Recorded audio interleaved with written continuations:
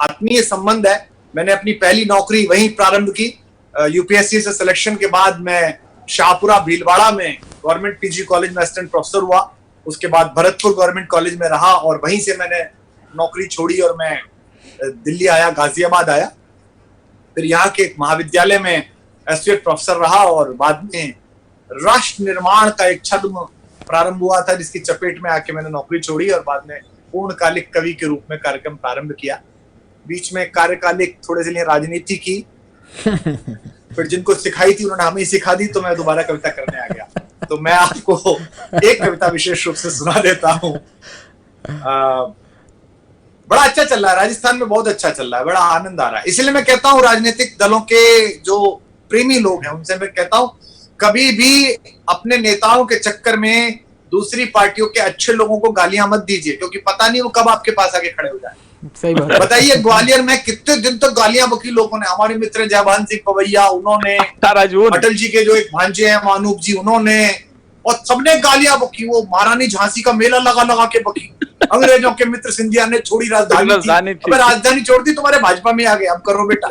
कल तक तो अंग्रेजों के मित्र सिंधिया कहते थे, आज महाराज जी कहना पड़ रहा है। तो कभी भी ऐसा मत करिएगा, क्योंकि हमने जिन कांग्रेसियों को चुनाव में गाली बकी थी, बाद में वो राज्यसभा में मिले हमारी पार्टी से।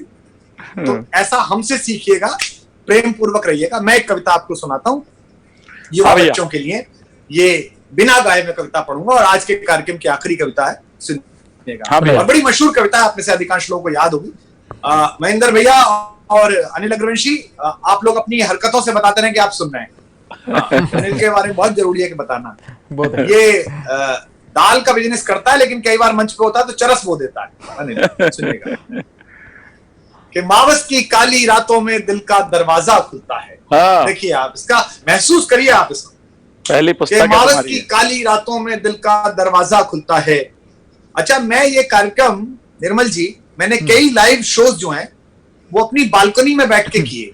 तो ये ईयरपॉड्स लगे रहते हैं तो मुझे को सुनाई देता है कि आप लोग क्या बोल रहे हैं। तो सामने जो अपार्टमेंट्स हैं उनमें कई लोगों को लगा कि कवि सम्मेलन बंद होने के कारण कवि पागल हो गया है। मोबाइल लगा के खुद ही बोलता रहता है, न सामने जनता है न कुछ है, खुद ही इधर हाथ करता है, तालियां बजती है, पता नहीं क्या होता है। सही है। बाद में उनको पता चला कि ऑनलाइन कवि सम्मेलन हो रहा है। लेकिन ये तय है कि अभी तक जितने ऑनलाइन कार्यक्रम हुए हैं उनमें टीम की दृष्टि से सबसे बड़ा कवि सम्मेलन आपने करा लिया। इसके लिए आपको बहुत बहुत बधाई। और विनीत का आपने हमारे आर्थिक शोषण के लिए उपयोग किया, इसके लिए हम आपके चातुर्य का बहुत लोहा मानते हैं। निश्चित रूप से कोई तो बात है आप सब गहलोत बंधुओं में, जो आप समय पर अपने आदमियों का उपयोग करके सरकार बचा ले जाता है। कि मावस की काली रातों में दिल का दरवाजा खुलता है, जब दर्द की प्याली रातों में गम आंसू के संग घुलता है, जब पिछवाड़े के कमरे में हम निपट अकेले होते हैं। मुझे राजस्थान की राजनीति में और दिल्ली की राजनीति में दो लोग बहुत प्रिय और पसंद हैं। एक वसुंधरा राजे सिंधिया और एक मनमोहन सिंह। दोनों की पार्टियां लड़ती रहती हैं, उधम मचाती रहती हैं, सड़कों पे आती हैं, आंदोलन करती हैं, जेल जाती हैं। ये दोनों आराम से आनंद में रहते हैं विपक्ष के समय। और जैसे ही सरकार आ जाती है तुरंत अपनी अपनी वेशभूषा में आके पूछते हैं शपथ कहाँ लेनी है, भाई बताइए कहाँ पर है। तो पिछले दिनों जो कुछ हुआ इसमें मुझे बड़ा आनंद आया राजस्थान का, कि आदरणीय हमारी बड़ी बहन है और मेरे प्रति उनका बड़ा स्नेह, विनीत जानता है मुझे तो ज्यादा ही प्रेम करती हैं।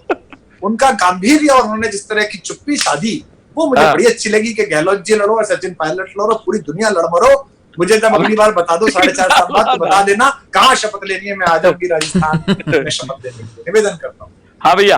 कि मावस की काली रात, तू क्या समझ रहा है कि कवि सम्मेलन के तेवर भूल गया? मैं कविता पढ़ दूंगा एक बार। वही चल रहे हैं। मावस की काली रातों में दिल का दरवाजा खुलता है, जब दर्द की प्याली रातों में गम आंसू के संग घुलता है, जब पिछवाड़े के कमरे में हम निपट अकेले होते हैं। महसूस करिए, जब पिछवाड़े के कमरे में है हम निपट अकेले होते हैं, जब घड़ियां टिक टिक चलती हैं सब सोते हैं हम रोते हैं, जब बार बार दोहराने से सारी यादें चुक जाती हैं, जब ऊंच नीच समझाने में माथे की नस दुख जाती हैं, तब एक पगली लड़की के बिन तालियां उठे आगे से पीछे तक पूरा पंडाल तालियों में गूंज जाए, तब एक पगली लड़की के बिन जीना गद्दारी लगता है, और उस पगली लड़की के बिन मरना भी भारी लगता है। क्या बात। पगली लड़की के बिन जीना गद्दारी लगता है, मावस की काली रातों में। अगली पंक्ति पढ़ रहा हूं। देखो मैं इसलिए कह रहा हूं विनीत और अनिल अग्रवंशी और पूनम जी, एक बार 11-12 साल तक सूखा पड़ा, जैसे अभी 4 महीने आप लोगों के घरों में पड़ा है, हाँ।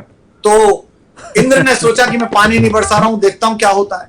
तो वो गुजरा तो राजस्थान में और उत्तर प्रदेश में एक किसान हल चला रहा था, बिल्कुल कठोर जमीन में। तो इंद्र जो है वो बूढ़े आदमी का वेश बना के वहां गया। उसने कहा भाई 12 साल से पानी नहीं बरस रहा, तू हल क्यों चला रहा? तो वो आदमी बोला कि इंद्र बावला हो गया तो मैं थोड़ी बावला हो जाऊंगा, वो अपना काम भूल गया, मैं अपना काम याद करे हूं। तो भाई अगर कोरोना ने जनता बावली कर दी, प्रोग्राम नहीं हो रहे, तो कवि सम्मेलन का मूड बदलो, क्योंकि 2 महीने बाद यही बातें काम आएंगी कि महाराणा प्रताप की जमीन से अमर शहीद चंद्रशेखर आजाद के इस झाबुआ जिले को प्रणाम करता हूं। ये सब सुनने काम आएंगे ना, बोलना चाहिए था आज के प्रोग्राम में। जब पोथे खाली होते हैं, जब हर्फ सवाली होते हैं, जब पोथे खाली होते हैं, जब हर्फ सवाली होते हैं, जब गजलें रास नहीं आते, अफसाने गाली होते हैं, जब बासी फीकी धूप समेटे दिन जल्दी ढल जाता है।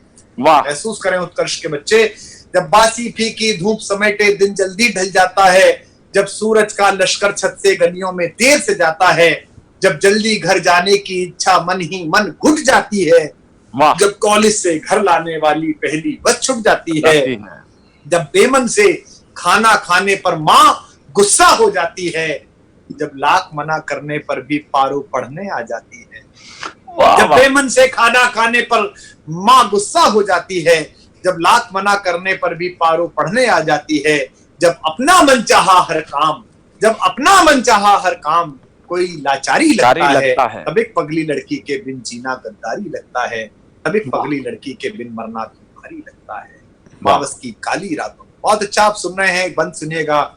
और देखिए, मैंने आपसे कहा था इस कार्यक्रम के प्रारंभ में कि कवि आगत भविष्य का दृष्टा होता, और मैंने चर्चा